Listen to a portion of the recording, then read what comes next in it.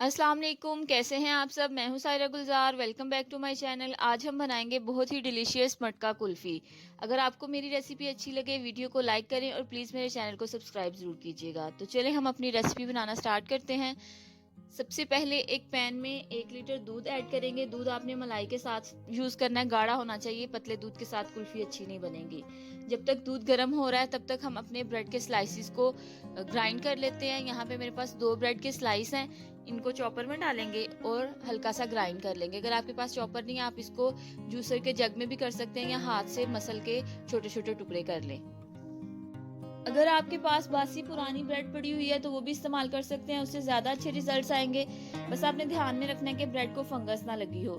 अब इन ब्रेड्स को हम उबलते हुए दूध में ऐड करेंगे, इससे कुल्फी में खोए का टेस्ट आएगा। खोया इतना बजट फ्रेंडली नहीं होता, इसलिए हम ब्रेड यूज कर रहे हैं, इससे भी बड़े अच्छे रिजल्ट्स आते हैं। हल्की आंच पे दूध को हमने इतना पकाना है जब तक दूध पककर 1/4 हिस्सा ना हो जाए। बीच बीच में चम्मच चलाते रहें और साइड की बलाई दूध में मिक्स करते रहें, इससे दूध जल्दी गाढ़ा हो जाएगा। अब हम इस दूध में कुछ ड्राई फ्रूट्स ऐड करेंगे। 2 चम्मच मैंने कुटे हुए बादाम ऐड किए हैं और 2 ही चम्मच इसमें जाएंगे कटे हुए पिस्ते।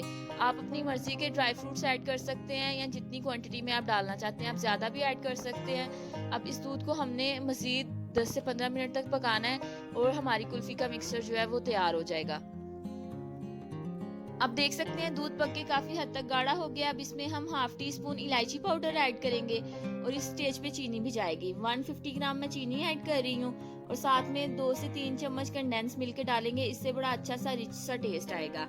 अगर आपके पास कंडेंस मिल्क नहीं हो तो आप 150 से 200 ग्राम चीनी डाल दें ताकि इसमें मिठास का लेवल जो है वो बराबर रहे। अब इन चीजों को मिक्स करेंगे और आखिर में ऊपर से 1 चुटकी ज़ाफ़रान डालेंगे, इससे एक अच्छी सी खुशबू और कलर जो है वो थोड़ा सा इनहेंस हो जाएगा कुल्फी का। अब ये डाल के मिक्स करेंगे और चूल्हा बंद कर देंगे।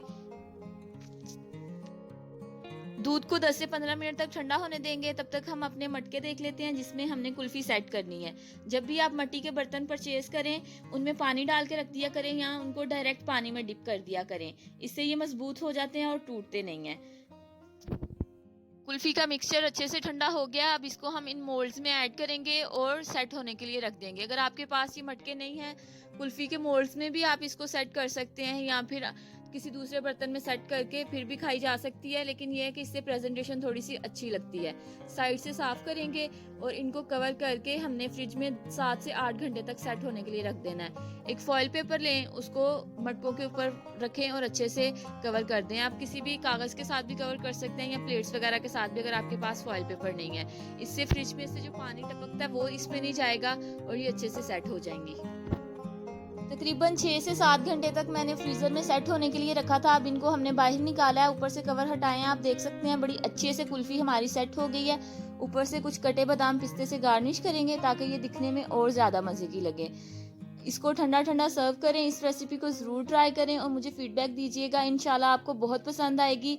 वीडियो अच्छी लगी हो इसको लाइक करें, शेयर करें और मेरे चैनल को सब्सक्राइब नहीं किया तो वो भी कर लें। बहुत जल्द मिलेंगे एक नई रेसिपी के साथ, तब तक अपना बहुत ख्याल रखें और मुझे दुआओं में याद रखिएगा। अल्लाह हाफिज़।